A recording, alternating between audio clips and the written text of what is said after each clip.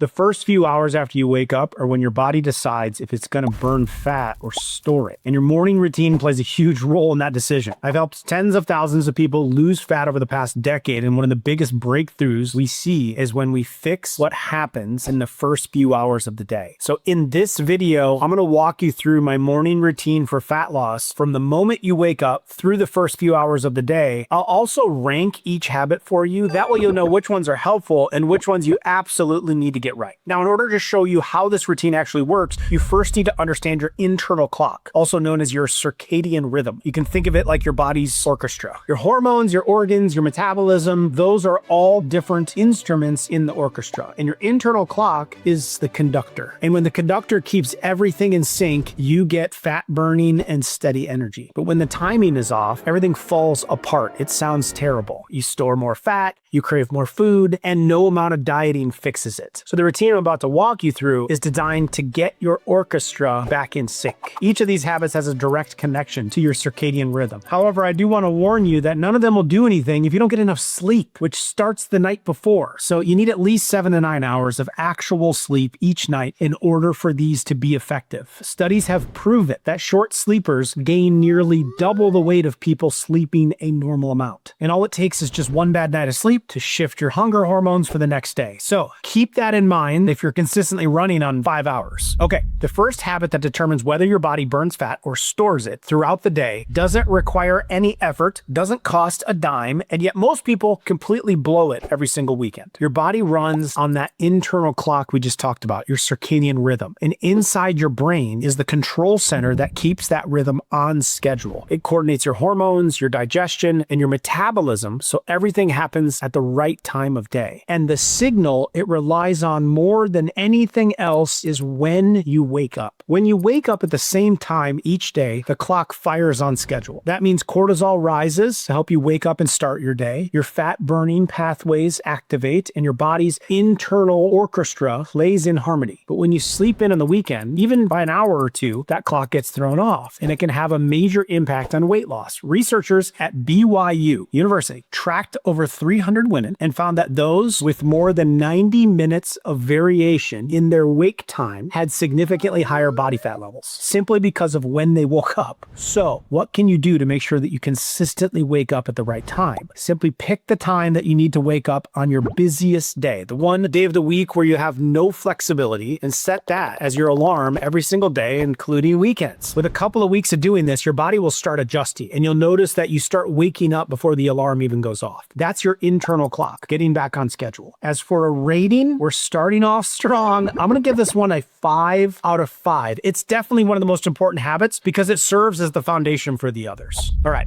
your alarm just went off and you woke up at the same time that you do every other day of the week. The next thing most people do is reach for their phone or head straight to the coffee maker. That's the wrong move. Before you do anything else, your body needs hydration. That's because while you were sleeping, it lost about a pint to a pint and a half of water just from breathing and the natural processes that run overnight. So by the time you wake up, you're already dehydrated. And that's going to affect everything from your energy to your metabolism to how well your body can burn fat over the next few hours. So I recommend using the restroom, and when you're done, keeping a glass, or I have a glass bottle of water right next to my sink. So wash my hands and it's time to hydrate. That way it's the first thing you see and do when you wake up. Aim for about 16 to 24 ounces before doing anything else. And if you want your first drink of the day to do even more for you, try adding some lemon to it. The citric acid in lemon actually stimulates bile production in your liver, which is one of the key ways your body breaks down fat. A pinch of salt in your water, or maybe a little bit of electrolytes, also helps to drive more hydration because salt contains minerals that help your cells absorb the water instead of just passing it through. I'm going to give this one a 4 out of 5. It's simple, takes 60 seconds, and it kickstarts your ability to process fat first thing in the morning. The next habit, number 3, is probably the most underrated fat loss tool that I know of. It's completely free, takes about 10 to 15 minutes, and almost nobody does it. You remember the orchestra that we just talked about? The metaphor for your circadian rhythm? What your body's conductor needs to know when to start playing. And that signal that it uses to begin is light. bright, outdoor, natural light hitting your eyes within the first 30 minutes of waking. That signal resets your master clock, locking in your cortisol rhythm for the day and then setting up your melatonin production for better sleep that night. When it doesn't get that signal, your body loses its sense of when to burn fat and when to store it. The orchestra starts late. Researchers at Northwestern found that the timing of your light exposure alone accounts for about 20% of the variation in your BMI, your body mass index. It's a massive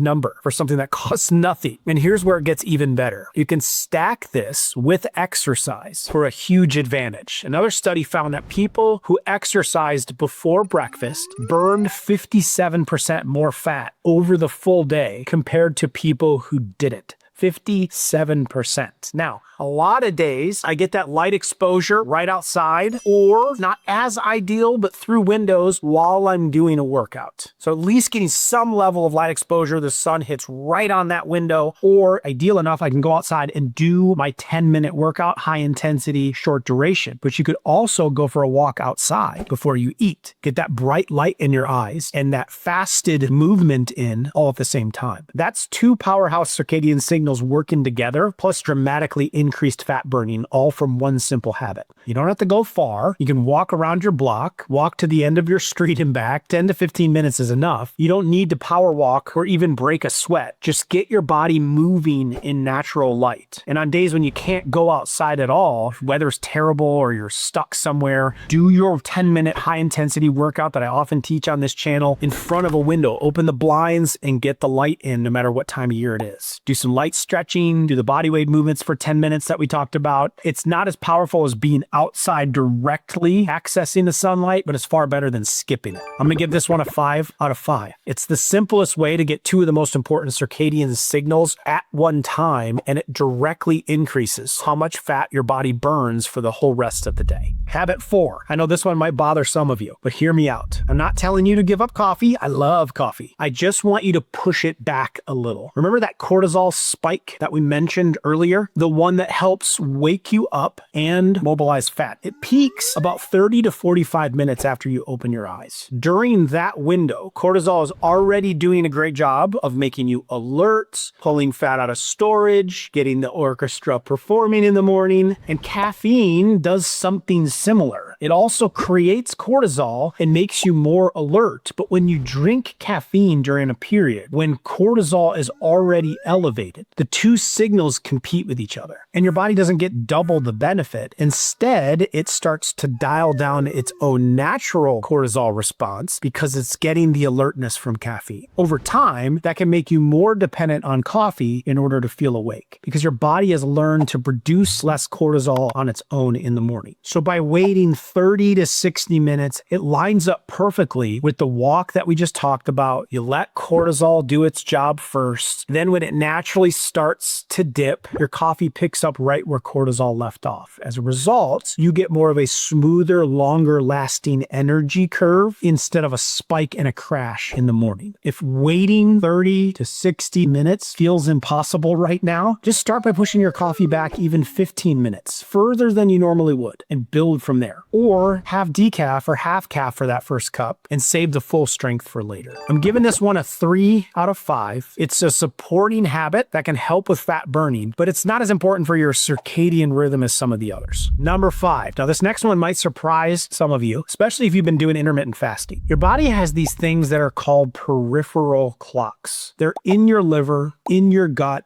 in your pancreas. These organs have their own internal sense of timing, and they rely on food to trigger it. So the timing of your first meal of the day tells these organs whether to be in fat burning mode or fat storage mode. And the research is very consistent. People who eat their first meal earlier in the day and stop eating, more importantly, earlier in the evening lose more weight. One study out of the Journal of American Medical Association found that people who ate on an earlier schedule lost 50% more weight over a 14-week period of time compared to people eating later. They were eating the same food. The only difference was the timing. So after your morning walk or your morning workout, sit down and have a real meal within 1 to 2 hours of waking up and make it substantial. Not just a granola bar or a piece of toast with lots of sugar. Stand by because I'll share exactly what you should eat for breakfast in just a moment. And then later in the day, you want to close your eating window earlier in the evening. So if you eat breakfast at 8, try finishing dinner by at least 6. If you can slide it to 5, even better. It gives you a roughly 10-hour eating window during the day, which lines up with what research supports for fat loss without muscle loss. If that feels difficult at first, you're used to eating at 8 o'clock at night, start with a 12-hour window and then gradually tighten it over a few weeks. I'm giving this one a 4 out of 5 because the timing of your first meal is one of the most overlooked factors in fat loss. I think the most important part of this is what time you cut off dinner. Getting it right takes zero extra effort once you build in the habit. Let's go to number 6. So now you know when to eat, but what you put on your plate matters just as much as when you eat it. And the mistake most people make here sets them up for cravings and hunger that lasts all day. Here's what happens when you eat a typical breakfast: cereal, toast, juice, banana. Your blood sugar spikes fast, then it crashes fast. When it crashes, your brain gets a signal that says, you're running low on fuel, eat more. So by mid-morning, you're reaching for a snack. And that snack spikes your blood sugar again, causing the cycle to repeat. And then every time your blood sugar crashes, you eat again, and then your body is more likely to store what you ate as fat rather than burn it up. But protein breaks that cycle. When you eat 30 or more grams of protein at your first meal, your body releases hormones that tell your brain you're full, and it suppresses the hormone that makes you hungry. The result is that you naturally eat less throughout the day without even thinking about it and without counting anything. Protein also takes more energy for your body to digest than carbs or fat, which means you're actually burning extra calories just by processing your high protein breakfast. And for anyone over 50, this part is especially important because protein at breakfast protects muscle mass, and muscle is what keeps your metabolism from slowing down as you age. So what does 30 to 50 grams of protein actually look like on your plate? 3 to 4 whole pasture-raised eggs is a great place to start. Scrambled, poached, hard-boiled, whatever you prefer. Cooking them in a little grass-fed butter, delicious. You could even use a little olive oil, so you're getting healthy fats along with the protein. I also recommend adding in some sauteed spinach or a little handful of avocado to get some fiber. And if eggs aren't your thing, you could try full-fat Greek yogurt. Maybe some nuts could work in there as well, or chia seeds, or cottage cheese with berries. And on busy mornings when you don't have time to cook, a protein shake gets several grams in about 30 seconds. So I oftentimes will just mix mine up with water.